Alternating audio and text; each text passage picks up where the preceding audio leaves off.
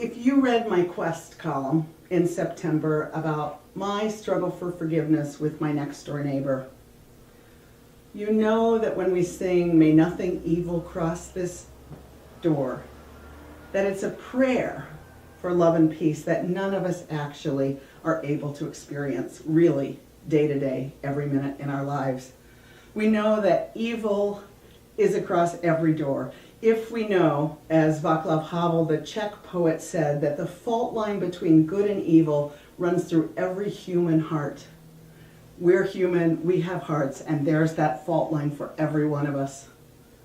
My neighbor brings that fault line up very clearly for me as I struggle to care about her, to find a place of love and acceptance for myself and with her. She and I still aren't speaking. When we see each other outside, we look down. We don't say anything mean, we just simply look the other way and pretend that the other doesn't exist. That's a hard thing when it's your next door neighbor, but that's what we can do right now. But I've done 3 things, not speaking to her yet, I can't do that yet, but 3 things that I have been able to do that I commend to you. Maybe in some way you can use these in your own spiritual practice with somebody you have a hard time loving or forgiving.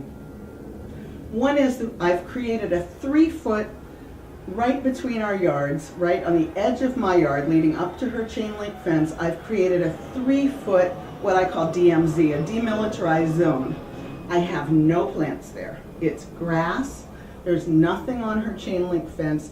It's grass, and next to it I've planted some flowers that I think are calming, and everybody likes them. They're not wild, they're not big, they're simple plants. And I do this as a blessing. Initially, I was grumbling, I was feeling a little bit like a victim about it, like, oh, well, what would she like? And then I thought, no, it'll only work if I offer this really, truly as a gift, as a blessing, that I want this too. And so I created this area, this DMZ strip, as a blessing, not as a curse, not as a passive-aggressive Minnesota thing.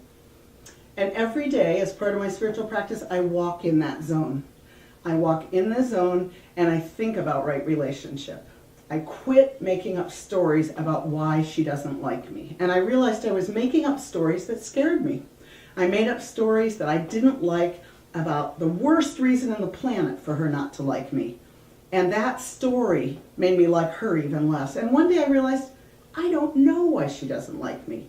So why make it worse by assuming the worst about it? Instead, I just stopped assuming that I know why she doesn't like me. And all I do is I walk and I meditate on the idea that both of us feel safe in our own houses and with each other as neighbors. I walk and I meditate on right relationship. And the third thing I'm doing is, as you can see, I'm trusting my own process.